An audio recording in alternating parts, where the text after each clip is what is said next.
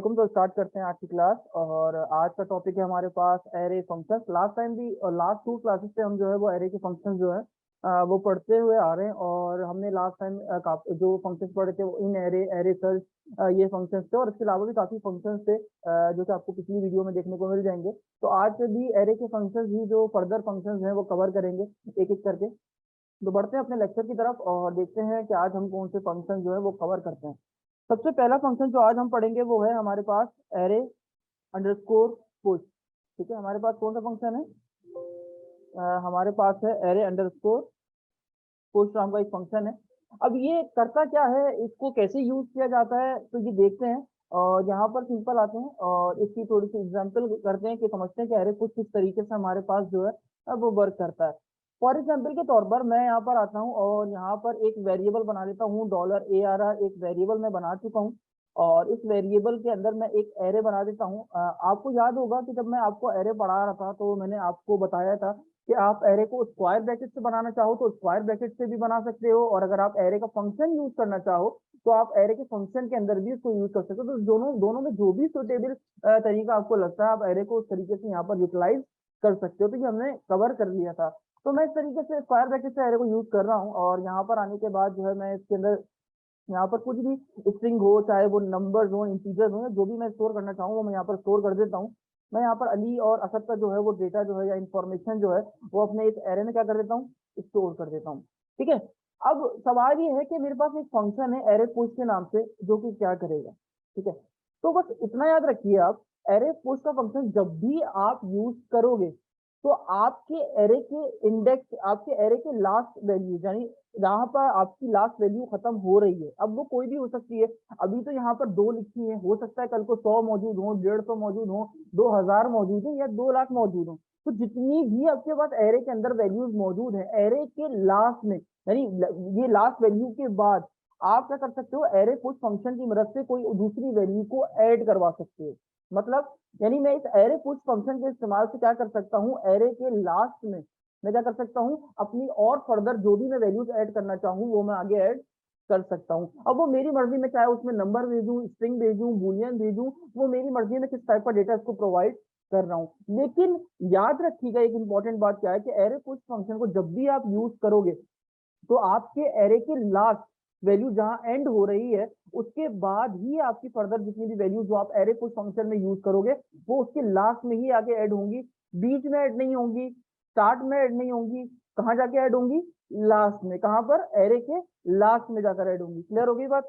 यानी यहाँ पर आकर ऐड होंगी। ठीक है, तो प्रैक्टिकली इसको देखते हैं और एक दफा इसको फिर से रिवीजन करते हैं। हमने एक वेरिएबल बनाया, किसी भी नाम से बना सकते हो, उसमें एक एरे को स्टोर किया और इस एरे में 2 वैल्यूज मौजूद है। अगर ये देखा जाए तो ये मेरे पास किस टाइप का एरे है, किस वर्क करता है। मैंने आपको बताया कि मैंने यहाँ पर अच्छा एक चीज में बहुत इंपॉर्टेंट है, हमारे पास हमने पढ़ी थी कि अगर मैं आपसे कहूँ यार ये एरे जो है मेरे पास किस टाइप का एरे है, हमने 2 टाइप के एरे पढ़े, 3 टाइप के एरे पढ़े थे। एक हमने पढ़ा था इंडेक्स एरे, वो एरे जिसके अंदर बाय डिफॉल्ट कीज खुद से बनी हुई होती है, जैसे 0 1 2 3 4 5 6 7 8 9 10, उसके इंडेक्स नंबर पे वैल्यू मौजूद होती है।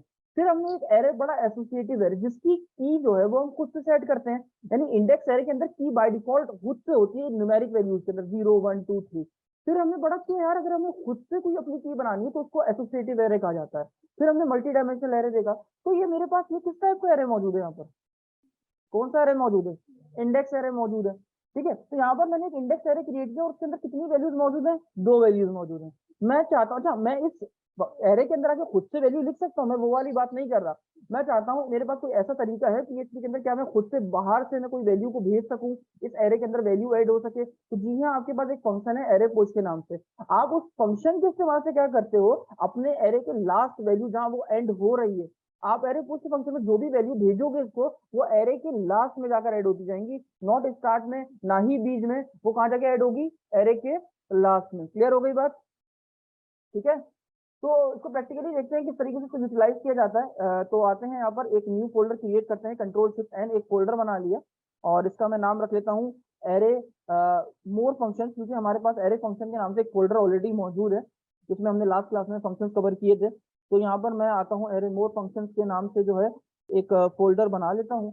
और इस फोल्डर में आने के बाद मैं इसको VS कोड में ओपन करना है, तो CMD और यहाँ पर लिखा कोड डॉट, एंटर कर लेते हैं और ये VS कोड जो है हमारे पास ओपन हो चुका है।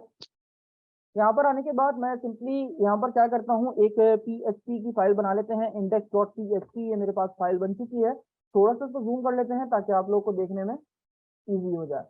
याद रखिएगा, अगर आप PHP अभी से लिखना शुरू कर दोगे तो कोई फायदा नहीं, क्योंकि कोड रन नहीं करेगा। आपको जरूरत पड़ती है बॉयलर प्लेट की, तो विदाउट बॉयलर प्लेट आप इसको यूज नहीं करिए। तो less than question mark PHP और उसके बाद आपके पास question mark and then greater then.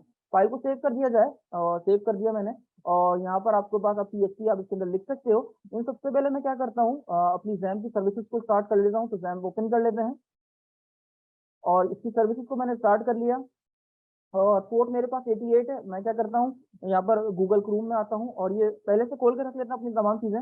यहाँ पर लोकल होस्ट पोर्ट 88 स्लैश और उसके बाद मेरे फोल्डर का नाम तो मैंने बनाया था एरे मोर फंक्शंस के नाम से, जो है मैंने फोल्डर बनाया था। तो आप ये देख सकते हो मैंने बना लिया। और अभी हमने कुछ भी उस फाइल के अंदर कुछ भी नहीं लिखा था, तो यहाँ पर भी सिंपली आपको यहाँ पर कुछ भी देखने को नहीं मिल रहा। तो आते हैं यहाँ पर, और यहाँ पर मैं हेडिंग भी डालता चला जाऊंगा आपकी आसानी के लिए, जब आपको ये फाइल रिसीव हो। तो यहाँ पर मैं लिख लेता हूँ, अभी हम पढ़ रहे हैं एरे पुश फंक्शन, ठीक है, एरे पुश फंक्शन। यहाँ पर मैं आता हूँ और जस्ट एक सिंपल एरे, यहाँ पर मैंने ARR लिखा इक्वल टू, ये एरे मैंने बनाया। यहाँ पर हम एक एरे बना लेते हैं। यहाँ पर मैंने एक स्ट्रिंग स्टोर किया, उसके बाद एक और स्ट्रिंग स्टोर किया, और उसके बाद यहाँ पर मैंने एक और स्ट्रिंग स्टोर कर लिया। ये मेरे पास एक एरे मौजूद है और बहुत सिंपल एरे है, ठीक है। ये मेरे पास कौन सा एरे कहलाता है, इंडेक्स एरे। मैं अगर इसको देखना चाहता हूं तो मैं एको की कमांड से प्रिंट नहीं कर सकता। मैंने लास्ट टाइम भी आपको बताया था, क्योंकि एक वार्निंग आती है एरे टू स्ट्रिंग कन्वर्जन, यानी आपके पास एको कमांड से आपको जब ये आपके पास आप एरे को प्रिंट करते हो तो वो स्ट्रिंग में कन्वर्ट करता है उसको, ठीक है। तो आप उसको डिस्प्ले नहीं कर पा रहे होते। तो हमने एक फंक्शन पढ़ा था जो एरे के लिए या ऑब्जेक्ट की वैल्यू को प्रिंट डिस्प्ले कराने के लिए यूज किया जाता है, जो कि आपके पास था प्रिंट आर। इसकी मदद से क्या कर सकते हो, अपने एरे को प्रिंट करवा सकते हो। तो मैं यहाँ पर आता हूँ और एक मैसेज भी दिखा देता हूँ। इसको मैं कह देता हूँ, यहाँ पर हम लिख देते हैं इंडेक्स एरे हमने बनाया हुआ है यहाँ पर, ठीक है। इंडेक्स एरे का हमने यूज किया है। और उसके बाद नीचे आते हैं एको। आपको पता है, अगर आप प्रिंट आर फंक्शन को और ज्यादा अच्छे से रीडेबल फॉर्म में बनाना चाहते हो तो आप उसके लिए कौन सा टैग यूज करते हो, प्री टैग का यूज करते हो। तो हम यहाँ प्री टैग का यूज कर लेते हैं और उसके बाद एको, और उसके बाद हम प्रिंट आर फंक्शन को, सॉरी, यहाँ पर हम जो है वो प्रिंट आर फंक्शन को यूज करेंगे। और ये मैंने यूज किया, और इसके अंदर हम वो एरे पास करेंगे जो हमने बनाया। तो हमारा एरे किसमें स्टोर है, एक वेरिएबल जो कि $ARR के नाम से मैंने इसके अंदर पास कर दिया। फाइल को सेव कर लेते हैं, और अब प्री टैग को हमें जब ओपन किया है तो क्लोज भी करना पड़ेगा। फाइल को सेव करते हैं और रन करके देख लेते हैं। तो यहाँ पर आपको देख सकते हो एक इंडेक्स एरे हेडिंग आ चुकी है, और उसमें बड़े सिंपल तरीके से जो हमने एरे क्रिएट किया वो यहाँ पर आपको डिस्प्ले देखने को मिल रहा है। मैं चाहता हूँ अभी याद रखिएगा, क्या कोई ऐसा फंक्शन है हमारे पास कि जिसमें हम एरे के लास्ट में, यानी एरे के लास्ट में, लास्ट इस वैल्यू के बाद हम बाहर से कोई वैल्यू को ऐड करवा सकें। तो एरे पुश फंक्शन की मदद से आप क्या कर सकते हो, ये काम इजीली कर सकते हो। याद रखिएगा, बीच में ऐड नहीं होती, स्टार्ट में ऐड नहीं होती, कहाँ ऐड होती है, एरे के लास्ट में। तो हमें यूज कैसे करना है, यहाँ पर आते हैं और सेम यही जो है मैं कॉपी कर लेता हूँ लाइन, और यहाँ पर हम यूज करते हैं, यहाँ पर हम यूज करते हैं एरे पुश फंक्शन। फाइल को सेव कर लिया मैंने, और सेव करने के बाद मैं यहाँ पर आता हूँ और यहाँ पर मैं लिखता हूँ array push function, array push, ठीक है, एरे अंडरस्कोर पुश फंक्शन का आपने यूज किया। अच्छा, ये फंक्शन को जब आप यूज करते हो तो ये लेता है आपसे दो आर्ग्यूमेंट। कितनी आर्ग्यूमेंट, दो आर्ग्यूमेंट। पहली आर्ग्यूमेंट क्या होती है, पहली आर्ग्यूमेंट वो आपसे ये कहता है कि आप किस एरे में वैल्यू को ऐड करना चाहते हो, कि आप किस एरे में वैल्यूज को ऐड, यानी जितनी भी और आप ऐड करोगे वो किस एरे में करना चाहते हो। तो मैं तो चाहता हूँ इस एरे में ऐड हो जाए। तो ये पूरा का पूरा एरे किस में ऐड है, आपके इस ARR वेरिएबल के अंदर। तो आपने क्या बता देना है, अपने वेरिएबल का नाम लिख लिया, उसके बाद कॉमा लगा के सेकंड आर्गुमेंट। दूसरी आर्गुमेंट में आप क्या डिसाइड करते हो, आप ये डिसाइड करते हो कि यहाँ पर आप उस एरे में कौन सी वैल्यूज भेजोगे। तो मैं चाहता हूँ इसके अंदर ऐड हो जाए एक स्ट्रिंग। अब स्ट्रिंग में क्या हो सकता है, मैं एक ऐड कर देता हूँ एक नाम, जो कि मैंने कहा मिनहाज जो है वो क्या हो जाए आपके इस एरे के अंदर, ये जो एरे मैंने बनाया है इसके अंदर ऐड हो जाए। और ऐड कहाँ हो, लास्ट में। मैं अब ये मैंने पुश कर दिया, यानी अभी बाय डिफॉल्ट ये यहाँ से चलेगा जब कोड, तो ये एरे प्रिंट हो जाएगा जो अनस्टक प्रिंट होगा। लेकिन उसके बाद एरे में कुछ वैल्यूज पुश हुई, ठीक है, तो पुश होने के बाद ये मिनहाज जो है उसमें ऐड हो जाएगा। तो अब दोबारा जब अगर मैं इसको प्रिंट करूंगा, मैं सेम कोड कॉपी करता हूँ, यहाँ पेस्ट कर देता हूँ, अब रिजल्ट क्या आएगा वो देखते हैं। फाइल को सेव किया, रिफ्रेश करते हैं, तो यहाँ पर आप देख सकते हो जैसे ही मैंने एरे पुश फंक्शन का इस्तेमाल किया तो मैंने एरे के लास्ट में एक और स्ट्रिंग को ऐड कर दिया जो कि मिनहाज आपकी स्क्रीन पर मौजूद है। क्लियर हो गई बात। तो सवाल ये है, क्या हम सिर्फ एक वैल्यू को ऐड कर सकते हैं या एक डेटा टाइप को यूज कर सकते हैं? नहीं, हम मल्टीपल डेटा टाइप का डेटा इसके थ्रू फॉरवर्ड कर सकते हैं। तो अगर मुझे और भी नाम भेजने हैं, जैसे मैं कह देता हूँ यहाँ पर जो है वो हम तूबा का नाम भी ऐड कर देते हैं। मैं चाहता हूँ एक और नाम भी जो है वो यहाँ पर जो है एक और स्ट्रिंग नाम भेज सकता हूँ।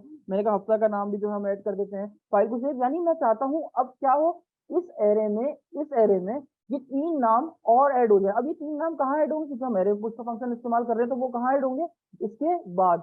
फाइल को सेव करते हैं और सेव करने के बाद रिफ्रेश करते हैं, तो आप ये देख सकते हो हमारे पास एरे के अंदर वो वैल्यू तमाम पुश हो चुकी है और एक नया एरे हमारे पास। अच्छा, नया एरे नहीं आया, उसी एरे में हमने और वैल्यूज को ऐड कर दिया और आपके साथ आपने सामने स्क्रीन पे रिजल्ट जो है वो डिस्प्ले हो गया है। तो एरे पुश फंक्शन के इस्तेमाल हम क्या करते हैं, एरे के लास्ट में वैल्यूज को ऐड करते चले जाते हैं। एरे पुश फंक्शन 2 आर्गुमेंट देता है। पहली आर्गुमेंट क्या है कि किस एरे में आप ऐड करना चाहते हो उस एरे का नाम बताओ। सेकंड आर्गुमेंट आपके पास क्या है, जितनी भी आपके पास जितनी वैल्यूज ऐड करनी है वो आप कॉमा से सेपरेट करके आप देते चले जाओगे। क्लियर हो गई बात।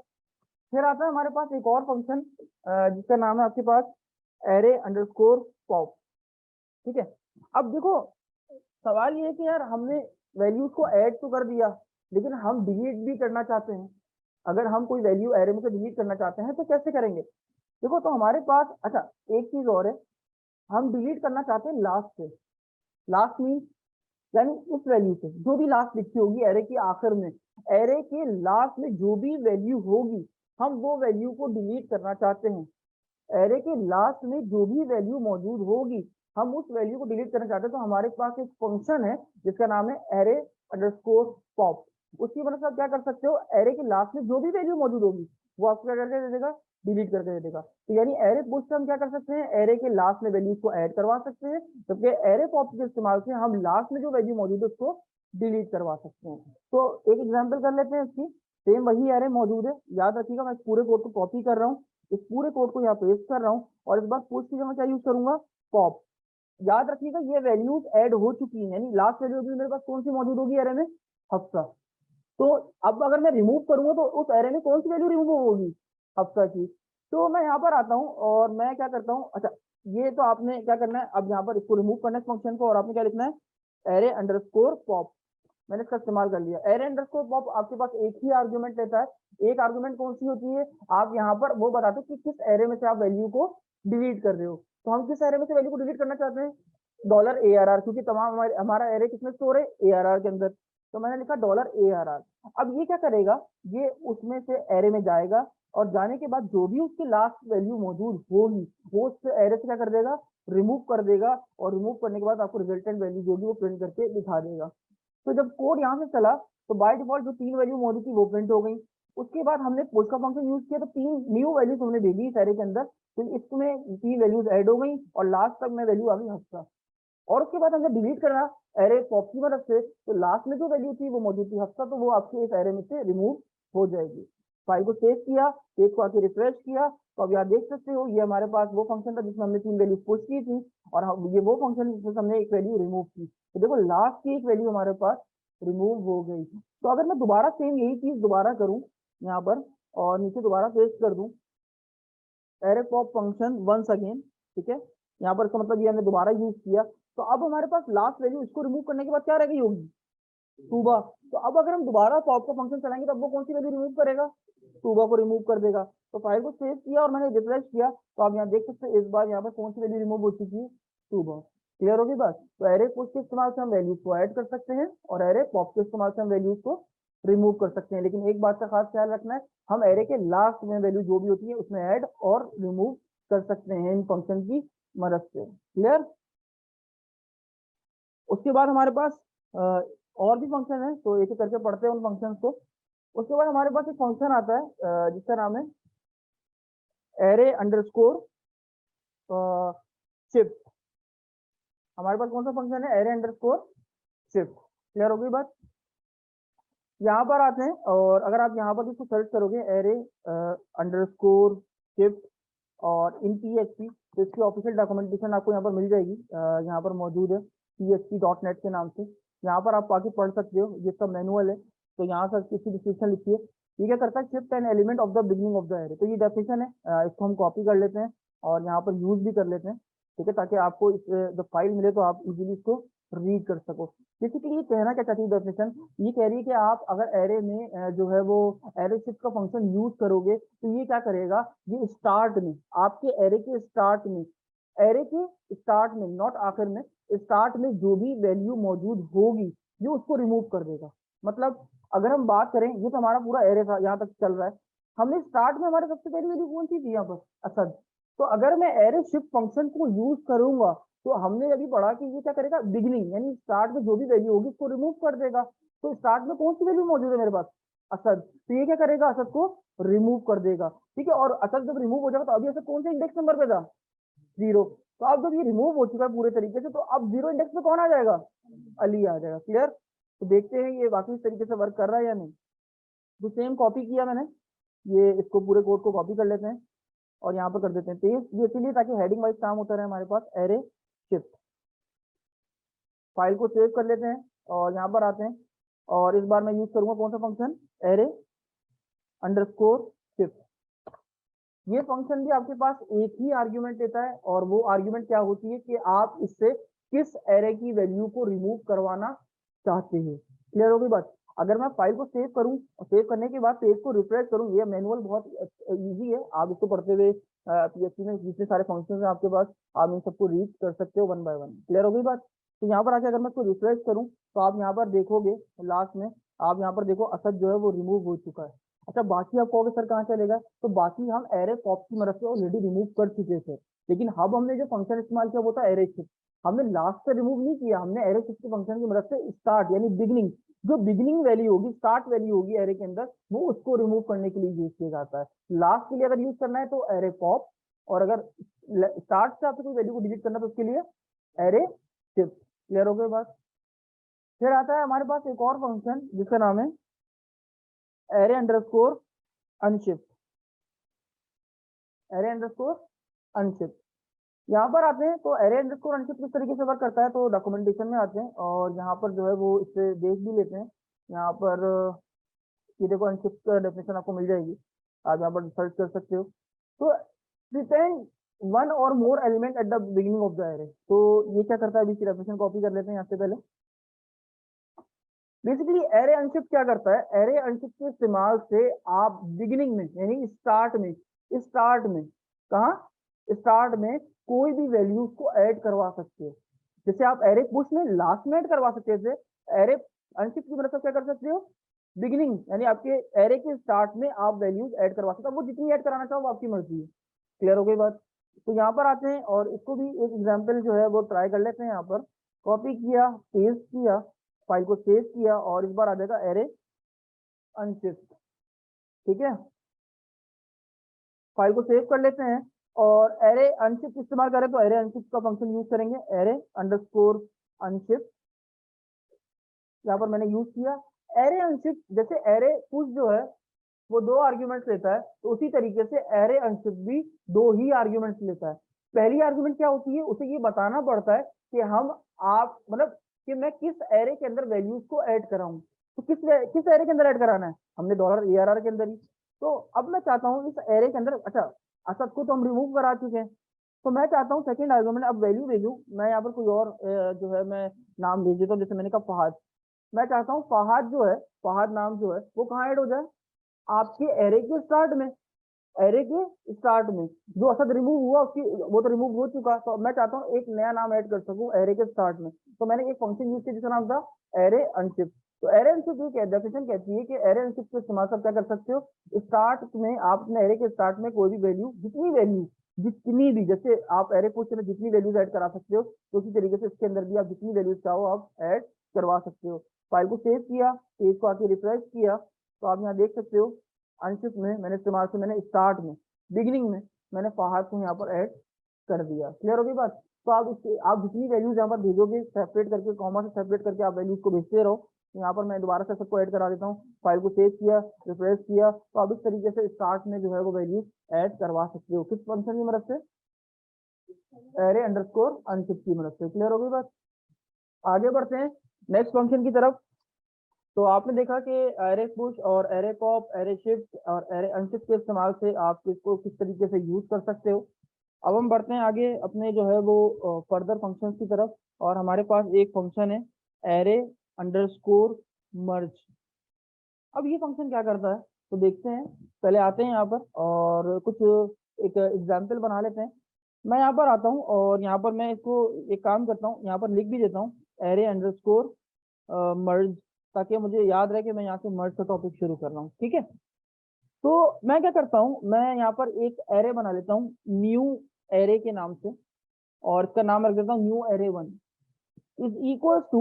और ये करने के बाद मैं एक पूरा एरे बना लेता हूँ। फॉर एग्जाम्पल मैं यहाँ पर कुछ भी लिख सकता हूँ, कुछ भी, जैसे 1, 2, 3, 4, 5 मैंने ये एक एरे बना लिया। और उसके बाद मैं एक और वेरिएबल बना लेता हूँ डॉलर न्यू एरे 1 नई 2 के नाम से बना लेते हैं, is equal to same array मैंने यहाँ पर बना लिया 6, 7, 8, 9, 10। तो ये मैंने यहाँ पर एक और एरे यहाँ पर क्या कर लिया, क्रिएट कर लिया। मेरे पास क्या मौजूद है, दो एरे। क्या मौजूद है, दो एरे। क्या है, दो एरे क्रिएट हो चुके हैं।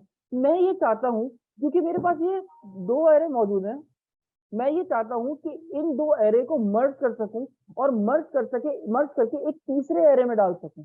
बात समझ में आ रही है, नहीं आई? अभी मेरे पास मौजूद थे दो एरे। अब मैं चाहता हूँ कि यार ये दो एरे का जितना भी अंदर इंफॉर्मेशन, ये डेटा या वैल्यूज मौजूद है, वो किसी एक तीसरे एरे में चली जाए, और वो उस एरे के अंदर वो तमाम वैल्यूज उस एरे के अंदर डिस्प्ले हो जाए। अच्छा, इनमें से किसी एक एरे में नहीं जाएंगी, वो तीसरे एरे में जाएंगी, और वहां पर क्या हो जाएगा, वो तमाम इंफॉर्मेशन जाके उसमें स्टोर हो जाएगी। इन दोनों एरे की इंफॉर्मेशन मर्ज होगी, एक साथ हो जाएगी, और एक नया एरे क्रिएट हो जाएगा। तो उसके लिए हमारे पास एक फंक्शन आता है एरे अंडरस्कोर मर्ज के नाम से। सही, अब वो कैसे यूज करते हैं, मैं यहाँ पर आता हूँ और यहाँ पर एक एको में मैसेज भी लिख देता हूँ। यहाँ पर ये लिखा हुआ होगा, हम इसी को यूज कर लेते हैं, एको यहाँ पर कर दिया पेस्ट, और यहाँ पर हम यूज कर लेते हैं एरे मर्ज फंक्शन। यहाँ पर आते हैं एको, वापस से यही जो है मैंने यहाँ पर कमांड लिखी, इसको कॉपी कर लेता हूँ, यहाँ पेस्ट कर देता हूँ। इस बार मैं यहाँ पर यूज करूंगा एरे अंडरस्कोर मर्ज फंक्शन। कौन सा फंक्शन, एरे अंडरस्कोर मर्ज। अब मैं चाहता हूँ मेरे पास ये दो एरे, अच्छा ये नहीं कि आप जो है ये समझो कि सिर्फ ये दो ही एरे को मर्ज करता है, ऐसा कहीं भी नहीं है। आप 3 array, 4 array, 5 array, 6 array, 7 array, 8 array, 10 जितने भी एरे हैं, आप तमाम एरे को आपस में एक दूसरे के साथ मर्ज करके एक नया एरे बनाकर उसमें सारी वैल्यूज को डाल सकते हो, कोई इशू नहीं है। तो मैं यहाँ पर आया और मैं इन दोनों एरे को मर्ज करके एक नया एरे बनाना चाहता हूँ जिसमें तमाम वैल्यूज हूँ। अभी तो दो अलग अलग में पड़ी, एक ही में होनी चाहिए। तो मैं यहाँ पर आया और सबसे पहले मेरा पहले एरे का नाम, जो भी आप, क्योंकि मर्ज दोनों को कर रहे हैं, तो मैंने यहाँ पर दोनों एरे यहाँ पर पास करने हैं, कॉमा देके सेपरेट करना है। ये पहला एरे हो गया, ये दूसरा एरे हो जाएगा। अगर कोई तीसरा होता तो कॉमा लगा के तीसरा, अगर कोई चौथा होता तो कॉमा लगा के चौथा, कोई पांचवा होता तो पांचवा। अगर आप इसके ऊपर कर्सर रखो तो ये आपको डेफिनेशन देता है मर्ज वन और मोर एरे, यानी एक या एक से ज्यादा एरे को आप मर्ज कर सकते हो। जब ये एरे मर्ज हो रहा है तो यानी ये कुछ ना कुछ रिटर्न भी करेगा। जब ये इन दोनों एरे को मर्ज करेगा तो रिटर्न करके एक तीसरा एरे आपको देगा, याद रखिएगा, एक तीसरा एम्प्टी एरे। यानी अभी तो फिलहाल एम्प्टी देगा एरे मर्ज का फंक्शन, लेकिन क्योंकि जब आप मर्ज कर चुके हो दो एरे को, तो वो एक आपको एरे रिटर्न करेगा पूरा का पूरा। तो जब आपको एक एरे रिटर्न होगा तो जाहिर सी बात है, जब कुछ रिटर्न होती है तो उसको आपने जो है वो किसी एक जगह वेरिएबल में स्टोर भी कराना पड़ता है। तो मैं यहाँ पर आता हूँ और यहाँ पर एक बना लेता हूँ न्यू एरे 3 के नाम से। अब ये जब रिटर्न करेगा तो ये पूरा एरे आके किसमें स्टोर हो जाएगा, इस न्यू एरे 3 के अंदर। और इस न्यू एरे 3 को मैं पास कर दूंगा प्रिंट आर फंक्शन में। बात समझ में आई? यहाँ पर मैंने क्या किया, पहले तो मर्ज किया इन दो एरे को, और जब ये मर्ज होगा तो इसने कुछ रिटर्न किया मुझे, पूरा का पूरा एक एरे जो इसने बनाया होगा। और जो एरे मुझे हासिल हुआ वो मैंने स्टोर कर दिया किसके अंदर, एक वेरिएबल के अंदर। और उस वेरिएबल को मैंने, अब क्योंकि यहाँ एको तो चला नहीं सकता, एरे मेरे पास है, एरे को तो हम एको से प्रिंट कर ही नहीं सकते, तो इसीलिए मुझे प्रिंट आर फंक्शन की जरूरत लेनी, मदद लेनी पड़ी कि आगे मैं इसको प्रिंट करवा सकूं। तो फाइल को मैंने सेव किया, सेव करने के बाद अगर मैं अब इसको रिफ्रेश करूं पेज को, तो यहाँ पर एक एरर है, सिंटेक्स एरर, अनएक्सपेक्टेड टोकन एको। यहाँ पर एको की कमांड कहीं मैंने यूज की है, और ये देखो ये कह रहा है मैंने यहाँ पर टर्मिनेटर नहीं लगाया एको से पहले। ठीक है, फाइल को सेव कर लेते हैं, सेव करने के बाद पेज को रिफ्रेश करते हैं। जैसे ही मैंने पेज को रिफ्रेश किया तो लास्ट में अगर मैं आऊँ तो आप ये देख सकते हो, जब मैंने इसको मर्ज किया तो एक पूरा का पूरा तीसरा एरे बना, और वो बन के मेरे पास मेरी स्क्रीन पे, मैंने क्योंकि उसको प्रिंट आर फंक्शन की मदद से प्रिंट करवाया, और यहाँ पर आपकी स्क्रीन पे डिस्प्ले हो गया। क्लियर होगी बात? तो यार ये एरे मर्ज फंक्शन की मदद से मैं क्या कर सकता हूँ, एक या एक से ज्यादा एरे को आपस में मर्ज कर एक तीसरे एरे में स्टोर करवा कर मैं उसको प्रिंट करवा सकता हूँ। अभी कंफ्यूजन कहाँ है, कंफ्यूजन ये है अभी तो हम ये मान लेते हैं कि ये सही तरीके से मर्ज हो रहा है। यहाँ पर अगर मैं आऊं और मान लो अगर इस एरे को, रिपीट बात सुनिएगा, यहाँ पर मैं इसको एक की दे दूं, अभी तो ये इंडेक्स एरे था, अभी अगर मैं एसोसिएटिव एरे बना दूं और मैं कह दूं ID1, ये तो अभी मैंने इसको एक नाम दे दिया, की दे दी, एक पहचान दे दी ID1 के नाम से। दोबारा आता हूँ, इसको कंट्रोल C किया, कंट्रोल B किया, इसको मैं दे देता हूँ ID2। मैं सब एरे सब नहीं बना रहा इस तरीके से, कुछ एसोसिएटिव एरे मैंने बना दिया, कुछ को मैंने खुद से असाइन कर दी, कुछ बाय डिफॉल्ट इंडेक्स में होंगे। तो अगर मैं इनकी बात करूं, आप इस वन की बात करूं, तो वन किस इंडेक्स नंबर में मौजूद है? ID1 के ऊपर नहीं, जीरो पे तो हो नहीं सकता ना, क्योंकि मैंने इसकी की खुद असाइन करी है by using double arrow operator की मदद से। अगर मैं इसकी की बात करूं तो इसकी की क्या है? ID2। लेकिन थ्री कौन से इंडेक्स में मौजूद है? जीरो इंडेक्स में मौजूद है, क्योंकि अभी जो by default index number start हो रहा है वो यहाँ से हो रहा है, क्योंकि ये तो ऑलरेडी असाइन हो चुकी है ना इनको की। तो असाइन कहाँ से होना शुरू हो रहा है? यहाँ से हो रहा है। तो फाइल को सेव करूँ और रिफ्रेश करूँ तो आप देखो अब भी मेरे पास बिल्कुल परफेक्ट रिजल्ट आएगा। क्लियर हो गई बात? तो जो मैंने की थी वो की वही रही, लेकिन बाद में जो थी वो वहां से जीरो से स्टार्ट हो गई। क्लियर हो गई बात? लेकिन यहाँ पर एक और इश्यू है, अगर मैं यहाँ पर जो की मैंने पास करी है, मान लो अगर वही सेम की अगर दूसरे में मौजूद हो जाए, फॉर एग्जाम्पल अगर हो जाए तो क्या होगा? मतलब मैंने सेम की दूसरे एरे में भी डाल दी, तो अब क्या होगा? फाइल को सेव करते हैं, रिफ्रेश करते हैं, आप देखिएगा कुछ ऐसा रिजल्ट आएगा। यहाँ पर आप देखिए, ID1 की बात की जाए तो ID1 की वैल्यू क्या थी? 1। लेकिन यहाँ पर स्ट्रिंग पे प्रिंट क्या हुआ? 6। तो ये हुआ क्या? हुआ ये कि अगर आप एरे मर्ज फंक्शन के अंदर डुप्लीकेट कीज को यूज करते हो तो वो पहली वाली वैल्यू को नई वाली वैल्यू से ओवरराइड कर देता है। क्लियर हो गई बात? नहीं हुई? अगर आप क्या करते हो, एरे मर्ज फंक्शन को यूज करते हो और आप पहली वैल्यू और सेम उनकी कीज अगर हो तो वो क्या करता है, पहली वाली की को दूसरी पहली वाली वैल्यू को दूसरी वाली वैल्यू से क्या कर देता है? ओवरराइड कर देता है। तो क्या मेरे पास कोई ऐसा तरीकेकार नहीं है? फॉर एग्जाम्पल मैं अभी पहली वैल्यू देखना चाहता हूँ, मैं दूसरी नहीं देखना चाहता, ये दूसरी दिखा रहा है, मैं दूसरी नहीं देखना चाहता, दूसरी नहीं देखनी, मेरी वही वन वाली जो वैल्यू थी वो मुझे दिख जाए, सिक्स नहीं देखनी। तो हम ये किस तरीके से कर सकते हैं? तो मैं यहाँ पर फंक्शन को क्या करता हूँ, बंद कर रहा हूँ, और बंद करने के बाद मैं यहाँ पर आता हूँ तो हमारे पास एक तरीके कार है, मैं सेम इसी नाम से एक एरे बना देता हूँ, एरे 3 के नाम से। यहाँ पर आता हूँ, अब मैं किन दो फंक्शन को मर्ज कर रहा था? न्यू एरे 1 और न्यू एरे 2 को। तो मैं यहाँ लिखूंगा डॉलर न्यू एरे 1, इसको क्या कर दो, मर्ज कर दो, यानी बाय यूजिंग प्लस ऑपरेटर मैं इनको मर्ज करा रहा हूँ, एक कर रहा हूँ। तो मैं क्या कर दिया, किसको मर्ज कर दो, इसको मर्ज कर दो न्यू एरे 2 के साथ। तो इसकी मदद से मैं क्या कर सकता हूँ, इसकी मदद से मैं अपनी पहली वाली वैल्यू को देख सकता हूँ, क्योंकि ये दूसरी वाली वैल्यू से ओवरराइड नहीं होता। ये देखना आप, मैं पहली वाली वैल्यू को देख सकता हूँ। लेकिन यहाँ पर हुआ कुछ ऐसा, जो वैल्यू कम हो गई। मतलब अगर देखो 1 2 3 4 5 10 आ रहा है, 1 2 तो सही है, 3 4 भी आ रहा है, 5 आ रहा है, ये 6 कहाँ गया? 6 तो चलो ओवरराइड हुआ हो गया, वो तो आपको पता है, मैं यहाँ पर 1 ले आया। 7 8 9 ये सब कहाँ गए? अगर हम मर्ज फंक्शन यूज करते तो ये वाली वैल्यू प्रिंट होती। क्लियर हो गई बात? क्योंकि आई की सेम थी, लेकिन चूंकि हम अभी प्लस ऑपरेटर का यूज कर रहे हैं तो वो वही वैल्यू रही, ये वैल्यू भी बिल्कुल सही आई, ID की वैल्यू 2 आ गई, आप देख सकते हो,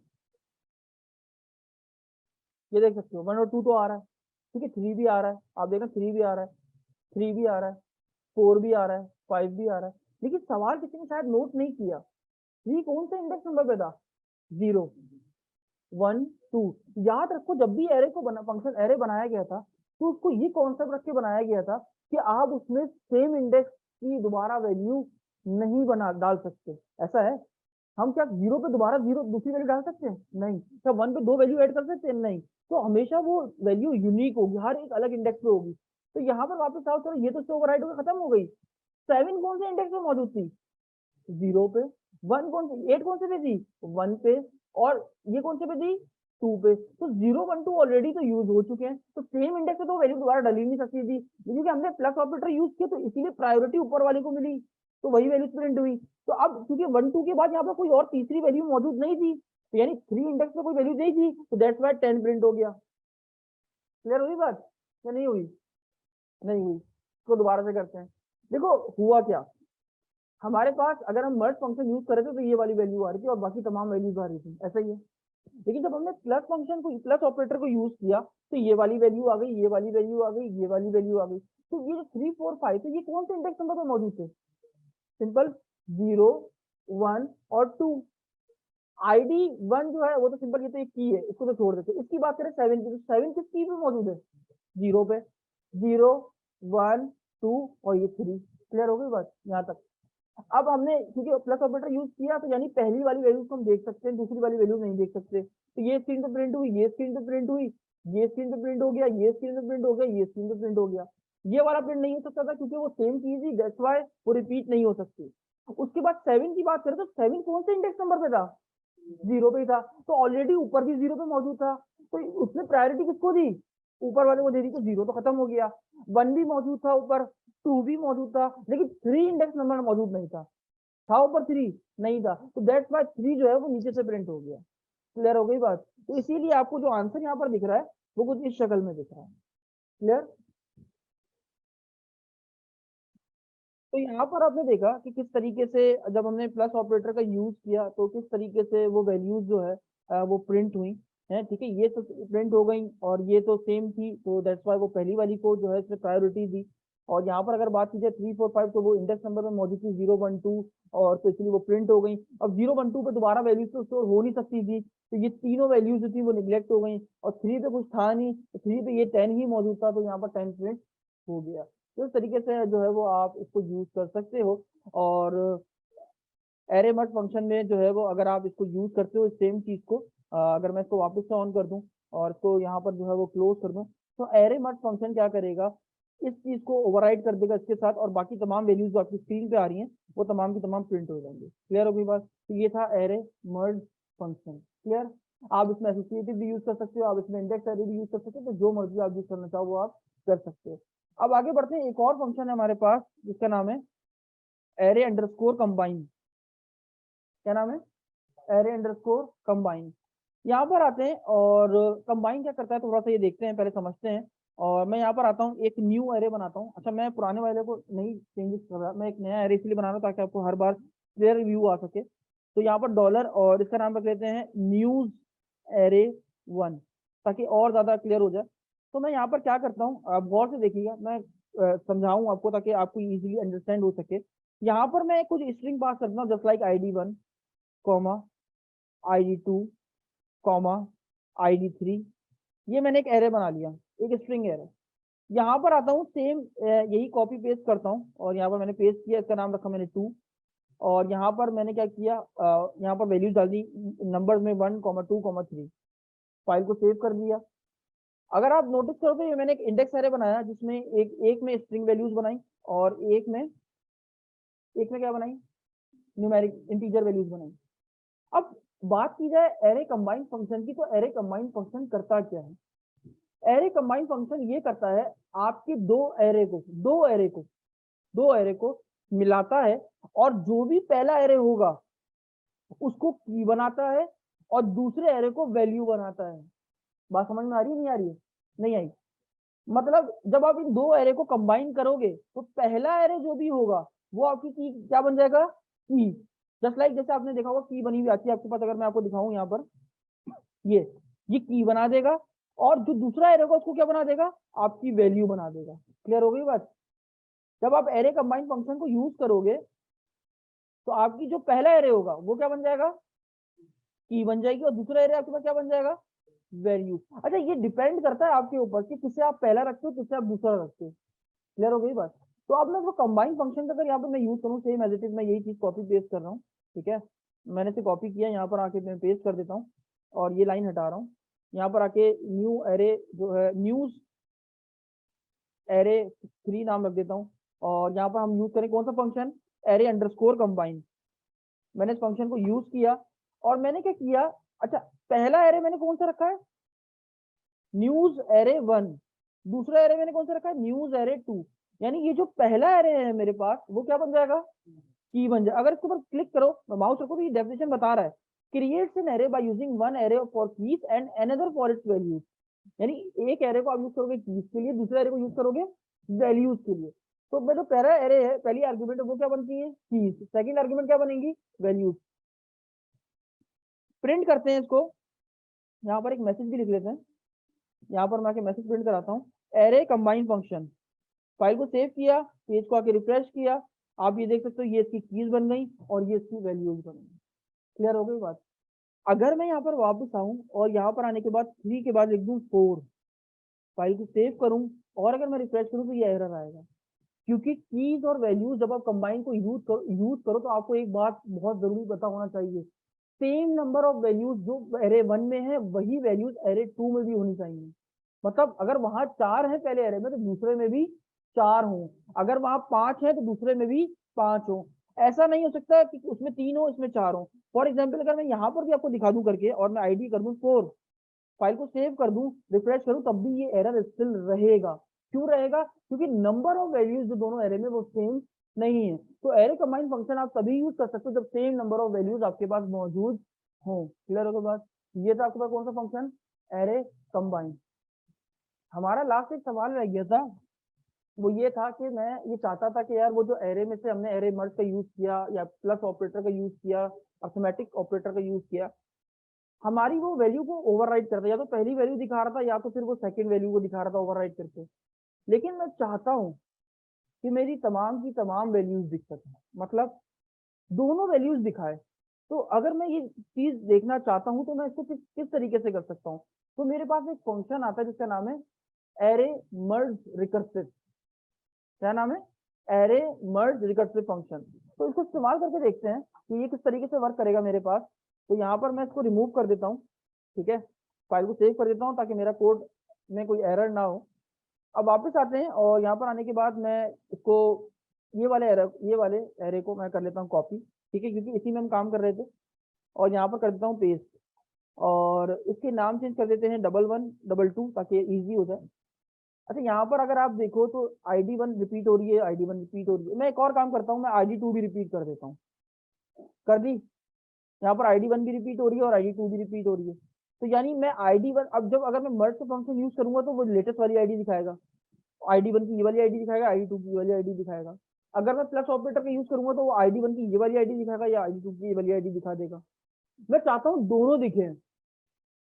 तो मैंने बताया कि एक फंक्शन है मेरे पास जिसका नाम है एरे मर्ज रिकर्सिव। यहाँ पर आता हूँ और इसका नाम लिख देता हूँ एरे मर्ज रिकर्सिव। तो कैसे यूज करेंगे इसको? इसको कह रहे हैं 33। यहाँ पर आते हैं और एरे कंबाइन को हटाते हैं, यहाँ लिखते हैं एरे अंडरस्कोर मर्ज अंडरस्कोर रिकर्सिव फंक्शन। लिख दिया, लिख दिया। यहाँ पर मैं चाहता हूँ इन दोनों को जब मैं मर्ज करूंगा तो आप रिजल्ट देखना कि ये रिजल्ट कितना जबरदस्त लेकर आएगा आपके पास। फाइल को किया सेव और रिफ्रेश करते हैं और आप रिजल्ट देखो। ये पता है बेसिकली यहाँ पर एरे मर्ज रिकर्सिव फंक्शन हमने यूज किया। ये देखो, ये देखो, एरे मर्ज रिकर्सिव फंक्शन को जब हमने यूज किया, यहाँ पर 0 1 1 मिनट आईडीज आ गई, ये इसकी आईडीज हैं। अच्छा सॉरी, यहाँ पर अगर हम देखो हमारे एरे पुराने वाले चल रहे हैं तो हमने ये वाले एरे पास करने हैं। ये कॉपी किया, ये कॉपी किया, ये पेस्ट कर दिया, फाइल को सेव किया। अब जब मैं इन दोनों एरेज को मर्ज करूंगा तो मुझे दोनों आइडिया दिखनी चाहिए ID1 की और दोनों आइडिया दिखनी चाहिए ID2 की। फाइल को सेव किया, रिफ्रेश किया, तो आप इसका रिजल्ट देखना कितना जबरदस्त तरीके से रिजल्ट बनाता है। ये देखो, ID1 का एक सेपरेट एरे बनाया उसने और उस सेपरेट एरे को बनाकर उसने 0 इंडेक्स पे 1 को रखा और 1 इंडेक्स के ऊपर 6 को रखा। तो एरे मर्ज रिकर्सिव क्या करता है, अगर रेपिटेशन हो गई तो वो क्या करेगा, उसका एक पूरा सेपरेट एरे बनाएगा उस आईडी से और क्या करेगा, उसके अंदर इंडेक्स नंबर के ऊपर वैल्यूज को असाइन कर देगा। देखो ID2 भी रिपीट हो रही थी तो उसने उसका अपना एक सेल्फ एरे बनाया खुद से और उसके बाद उसने 0 इंडेक्स पे 2 को सेव किया और 1 इंडेक्स पे 7 को स्टोर किया। तो यानी अगर आप देखना चाहते हो दोनों वैल्यूज तो आप एरे मर्ज रिकर्सिव फंक्शन का यूज करो, जिसके इस्तेमाल से क्या होगा आपके पास, आप वो तमाम वैल्यूज देख सकते हो जो आपके पास एरे के अंदर रिपीट, जिनकी कीज जो है वो रिपीट हो रही है। तो ये फंक्शन करता क्या है, क्या करता है फंक्शन, जिनकी कीज रिपीट हो गई हैं उनको एक की असाइन करता है और एक सेपरेट एरे बनाता है और उसमें उस 0 अपने इंडेक्स नंबर के अकॉर्डिंग उसको जो पहले होता है उसको पहले 0 इंडेक्स पे रखता है और जो बाद में होता है उसको इंडेक्स वाइज करता चला जाता है। क्लियर हो गई बात? तो ये है एरे रिकर्सिव फंक्शन। क्लियर? उसके बाद हमारे पास एक और फंक्शन है जिसका नाम है एक्सप्लोड। क्या नाम है? एक्सप्लोड, हटना। क्लियर हो गई बात। अब ये फंक्शन क्या करता है, बड़ा जबरदस्त फंक्शन है। आपकी लाइफ में यूनिवर्सिटी वगैरह में काफी सारी एग्जाम्पल जब आप करोगे इसका इस्तेमाल होगा लाजमी। ठीक है, तो यहाँ पर आते हैं और यहाँ पर आने के बाद मैं टॉपिक को खत्म कर रहा हूँ फिलहाल, और यहाँ पर लिखता हूँ एक्सप्लोड फंक्शन। ठीक है, और यहाँ पर आता हूँ और जस्ट एक मैसेज नाम का एक वेरिएबल बना लो, कोई भी आपने जो बनाना चाहो आप बना लो। यहाँ पर मैं इसका नाम रख, इसमें एक मैसेज स्टोर कर रहा हूँ। सही, क्या कर रहा हूँ, hi my name is Asad Ali. File को सेव कर दिया। मैं ये चाहता हूँ, बात सुनिएगा गौर से, मैं ये चाहता हूँ ये जो मैसेज है ना, ये अभी किसमें मौजूद है, किसकी डेटा टाइप क्या है, स्ट्रिंग है। मैं ये चाहता हूँ ये एरे में स्टोर हो जाए। अच्छा, एरे में कैसे स्टोर हो, ये भी शर्त है। हाई अलग इंडेक्स पे, मतलब हाई जो है जैसे वो 0 पे सेव हो जाए, ये 1 पे स्टोर हो जाए, ये 2 पे, ये 3 पे, ये 4 पे, ये 5, यानी हर एक वर्ड एक सेपरेट इंडेक्स पे जाके एरे में स्टोर हो जाए। तो ये काम करने के लिए हम यूज करते हैं एक्सप्लोड फंक्शन। अब देखिए इसको यूज कैसे करते हैं। तो मैं यहाँ पर आता हूँ और यहाँ पर आने के बाद मैं यहाँ पर लिखता हूँ क्या, मैंने लिखा एक्सप्लोड फंक्शन। क्या लिखा, एक्सप्लोड। और इस फंक्शन को मैंने यूज किया। इस फंक्शन के अंदर दो आर्ग्यूमेंट्स होती हैं। क्या आर्ग्यूमेंट्स होती हैं, दो आर्ग्यूमेंट्स होती हैं। पहली आर्ग्यूमेंट क्या कहती है कि आप ये जो वैल्यूज देख रहे हो, ये जो हाई माई नेम, अब इनको तोड़ने के लिए कोई तो तरीका होगा मेरे पास। तो मैं देख रहा हूँ कि यार इन तमाम चीजों के बीच में एक चीज कॉमन है, स्पेस। यानी मैं इनको स्पेस से तोड़ सकता हूँ, मतलब हर वर्ड एक स्पेस लेके जो है अलग बन रहा है ना, तो मैं स्पेस से सेपरेट कर सकता हूँ हर वैल्यू को, एक दूसरी वैल्यू को, एक दूसरी वैल्यू को दूसरी वैल्यू से सेपरेट करने के लिए यहाँ मैं स्पेस का यूज कर सकता हूँ। यानी मैं कह रहा हूँ हाई के बाद जहां स्पेस हो वहां से टूट जाओ, एक अलग इंडेक्स पे चले जाओ। फिर जहां स्पेस एक वर्ड पूरा हो अलग स्पेस हो वहां से अलग टूट जाओ। सही है, तो यहाँ पर आके सबसे पहले आप बताते हो सेपरेटर। सेपरेटर क्या यूज कर रहा हूँ मैंने कहा मैं यूज करूंगा स्पेस को, ऐसे मैंने बता दिया, लिख दिया। उसके बाद आपका मैसेज किस वेरिएबल में स्टोर है वो बताओ। तो मैंने कहा डॉलर एमएसजी के अंदर स्टोर है। ठीक है, अब ये कोई ना कोई एक फाइनल एरे रिटर्न करेगा। एक्सप्लोर क्या करेगा, बनाकर एक एरे रिटर्न करेगा। जब ये एरे रिटर्न करेगा तो मैं इसको कैच भी तो करूंगा किसी वेरिएबल में। तो मैंने कैच करने के लिए डॉलर कैच एरे के नाम से एक वेरिएबल बना दिया, इसने इसको कैच कर लिया। अब चूंकि ये स्ट्रिंग था, स्ट्रिंग से जब ये कन्वर्ट हुआ किसके अंदर, कन्वर्ट हुआ किसके अंदर, एरे के अंदर। तो एरे को एको से प्रिंट करवाया जा ही नहीं सकता, तो उसके लिए एक फंक्शन यूज होता है जिसका नाम है प्रिंट आर। मैंने कॉपी किया, यहाँ पर पेस्ट कर दिया, यहाँ पर ये कैच एरे को पास कर दिया, फाइल को सेव किया और आगे रिफ्रेश देखते रिजल्ट में क्या आया, ये देखो। तो आप एक्सप्लोड फंक्शन की मदद से वर्ड तोड़ सकते हो और उसको सेपरेट करके इंडेक्स में स्टोर, एरे के इंडेक्स नंबर पे जाके स्टोर करवा सकते हो। क्लियर हो गई बात, क्लियर है सबको। ये था एक्सप्लोड फंक्शन। ये आप यूज करोगे आने वाली यूनिवर्सिटी में जब आप स्टडी करोगे, तो फर्दर आप इसको कहीं ना कहीं असाइनमेंट्स वगैरह में यूज कर रहे होगे। कहीं आपको कहे कि यार एक वर्ड है उसको तोड़ो, और तोड़ने के बाद जो है वो अलग अलग स्टोर करो, तो आप इस तरीके से एक्सप्लोड फंक्शन की मदद से कर सकते हो। बिल्कुल, आप उसको तोड़ सकते हो। ठीक है, डिपेंड करता है कि आप उसको किस चीज से तोड़ रहे हो। क्लियर हो गई बात, सेपरेटर को बताना पड़ेगा कि किधर से उसको तोड़ना चाह रहे हो। क्लियर हो गई बात। उसके बाद मैं यहाँ पर आता हूँ, मेरे पास एक और फंक्शन मौजूद है जिसका नाम है इम्प्लोड। क्या नाम है, इम्प्लोड। एक था एक्सप्लोड, एक था इम्प्लोड। अब इम्प्लोड फंक्शन क्या करता है, देखिएगा गौर से। ठीक है, अब मैं इसको क्या कर रहा हूँ, फिलहाल के लिए कर देता हूँ कंट्रोल सी कॉपी, और ये कर दिया कमेंट। यहाँ पर लिख भी देता हूँ इम्प्लोड फंक्शन। क्या लिखा, इम्प्लोड फंक्शन। मान लेते हैं यहाँ पर मैं एक डॉलर मैसेज एरे मैंने बनाया, एक मैसेज एरे बनाया, और यहाँ पर मैं बना रहा हूँ एक एरे, और उसमें एरे के अंदर कुछ स्ट्रिंग स्टोर है, हाई कॉमा माई। या एक काम करता हूँ, मैं बना बनाया एरे ले लेता हूँ, मैं क्यों बना रहा हूँ, मैं यहाँ पर आके इसको यूज कर लेता हूँ। ठीक है, मैं यहाँ पर आके इसी को यूज कर लेता हूँ। ठीक हो गया, और इसको स्टोर कर लेता हूँ dollar my array, my new array. ठीक है, ये एरे फंक्शन का यूज किया। मुझे अभी जो है ना बेसिकली ये इंडेक्स, ये एसोसिएटिव एरे नहीं चाहिए।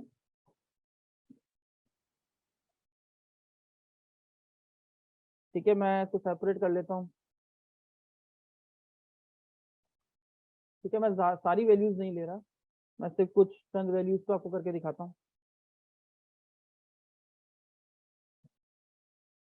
या आप देखो मेरे पास एक स्ट्रिंग एरे बनता चला जा रहा है, ठीक है, बस बाकी मुझे नहीं चाहिए।